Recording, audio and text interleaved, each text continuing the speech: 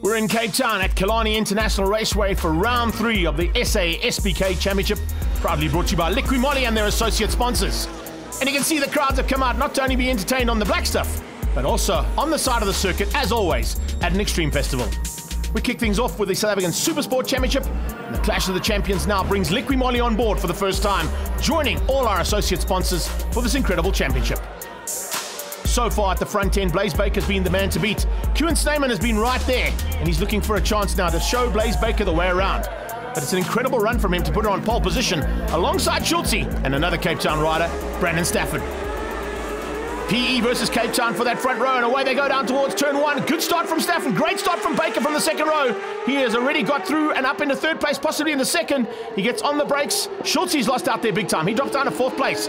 Ricardo Otto right on his tail as they come out of KFM for the first time. We go on board here with the King Price and Seller Racing Yamaha, and it's Blaze Baker trying to close down on SLAMET, but it's Stafford who's got the whole shot. Brandon Stafford, only for a while. Into turn 2, he has the door firmly shut on him, and there you go. SLAMET up to the front, exactly where he wants to be after a great qualifying. Remember, they do 3 qualifying sessions on the Friday, and that gets a chance for them for their best time to put the pole position up there for the race. You can see just how hard these boys are pushing. Schultz all over the back of Blaze Baker, 4-way run here. Just behind that, Ricardo Otto fighting with JP Frederick. This is a super run from him as well. Nice to see Frederick stepping up internationals now. Remember, this is probably one of the only times we'll see him. Hopefully we'll see him at the PE circuit as well. But Blaze Baker now starting to close in. Great slipstream from Baker. Gets through there on Stafford. Can he do a double slip? No, he's not quite close enough, but he's up to second. SLAMET running a little bit high there on that banking into turn 5, Cape Town corner. That might just cost him a little bit of drive. You can see Baker's closed in there. So Blaze Baker goes hunting now for the 19 bike out front of SLAMET. Schultz made up some ground as well. Look how tight it is as they come across the line. He was right on the exhaust pipe, looking for a way through there on Stafford. Very tight stuff here between these first 4. As they're going to KFM corner now, this is how tight it is for the South African SuperSport Championship. Great to see these guys, and young guns going at it. The Brat Pack are in the house and showing the Cape Town crowd that they've got what it takes. It's a PE man who leads out. It's Pine Town's Blaze Baker who's there in second, and the 2 Cape Town boys fighting for the final step of the podium. Right now it's Stafford who leads out over Schultz. And Stafford has got to grips with his bike much better than what we saw the previous 2 rounds. He's certainly fired up after a great run, and now looking for a chance for his first podium of the season.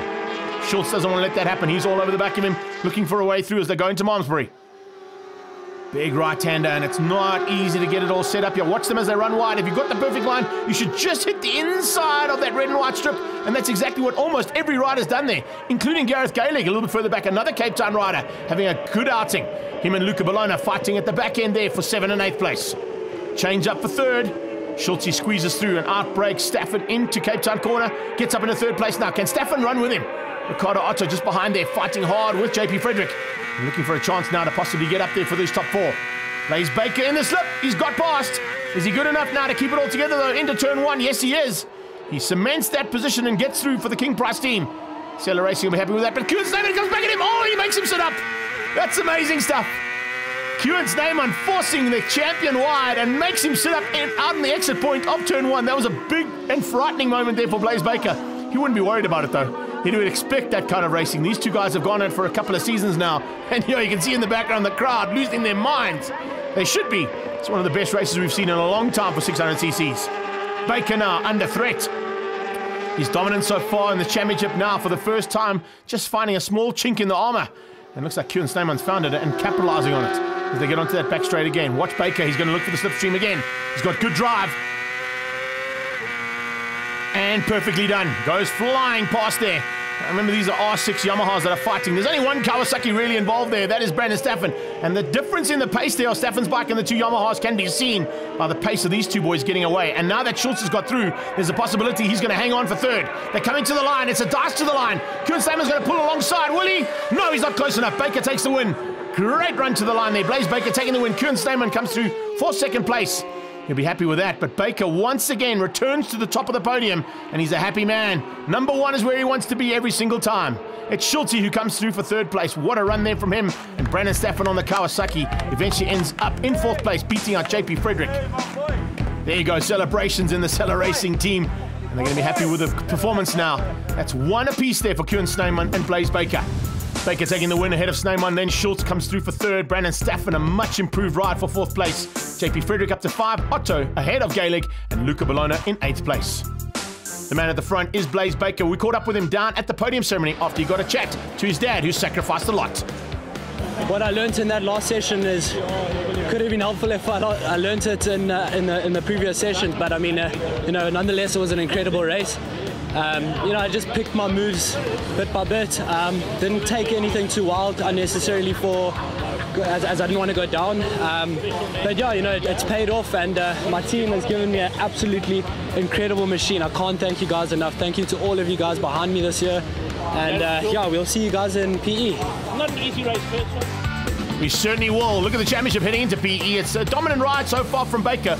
But the local man from PE, Sneeman, has closed him down. Jared Schultz will be looking to keep up the pace, along with Ricardo Otto, and Brandon Staffen, with a much improved ride here in Cape Town, is confident. In the 1000cc class, there's not much more confident than Clint as he steps up to the mantle to take on all his arch rivals. 2 riders returning to the series is Byron Bester after a little injury, and great to see Snowflake back in it as well. Aaron van Niekerk joins the Cape Town Massive as they try to take on the King. Let's have a look and see what happened in race number 1. It was a fantastic start from Clint, getting off the line as always, very, very good. Pushed into turn 1, the Cape Town boys starting to make their way to the front end, including Jonas and David McFadden.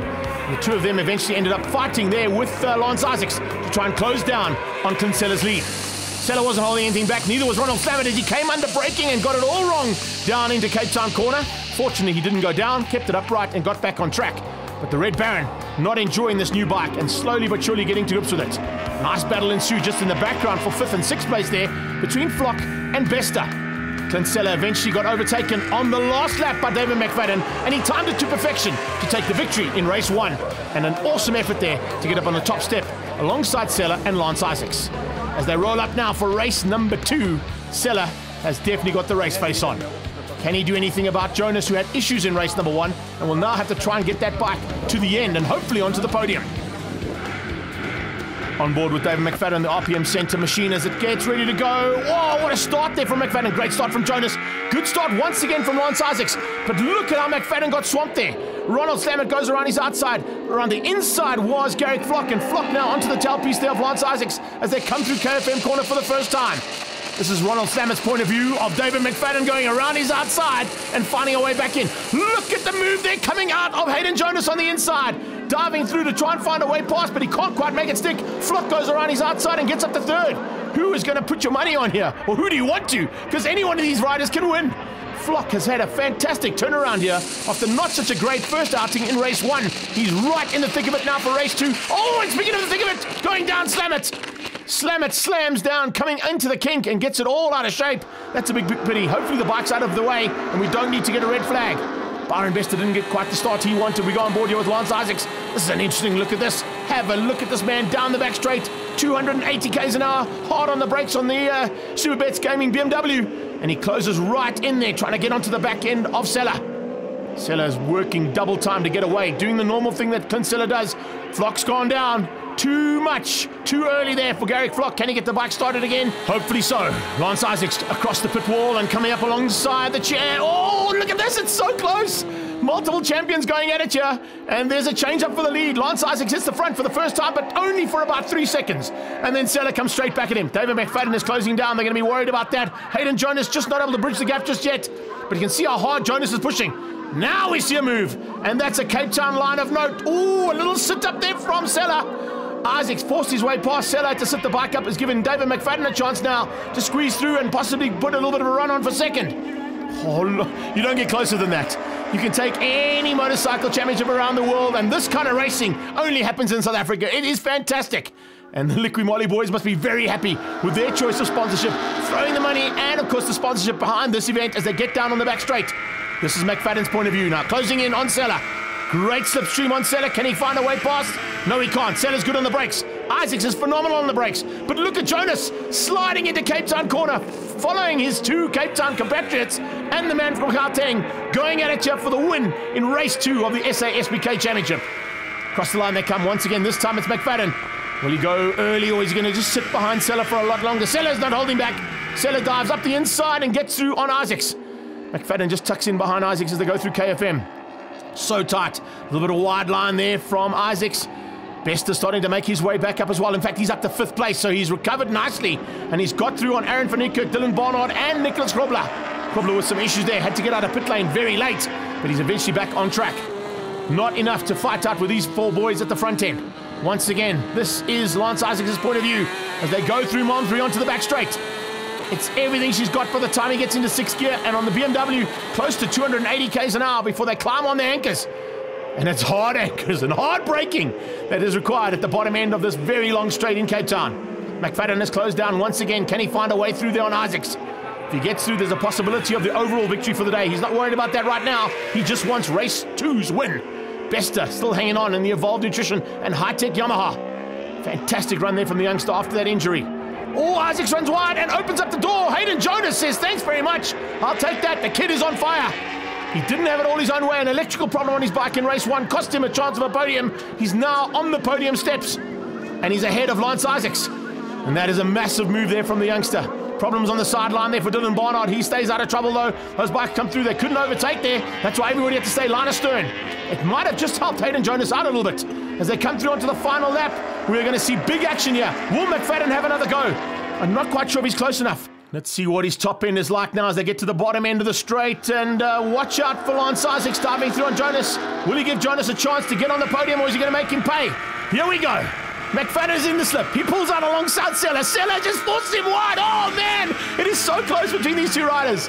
Hard on the brakes, and Sella hangs on. That should be enough to get him to the line. The out-braking he did there on McFadden should give him the advantage to get out of Cape Town corner, and now it's a drag race to the line. Look at David McFadden. He's coming on the inside. He's going to be forced alongside the pit wall. Oh, it comes so close. That is exceptionally close. He had to back out of that one.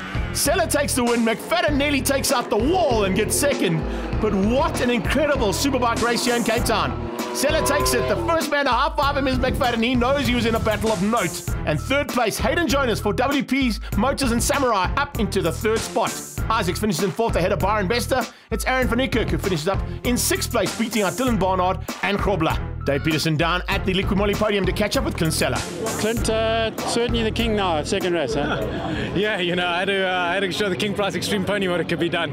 But yeah, it was an awesome race. I knew perhaps I had a little bit of a challenge. We knew from the first race we had a challenge, so I wouldn't let anyone lead. I just, my front end is incredible on the brakes. I don't think there is a bike that can brake later than my bike at this stage, so I just saw my advantage where I had it, and I made sure that there was no one that could go with me on my brakes. I think the Ferodo pads are to the nub. Have a look at this championship. This is incredible. Sella now leads out with 131 points.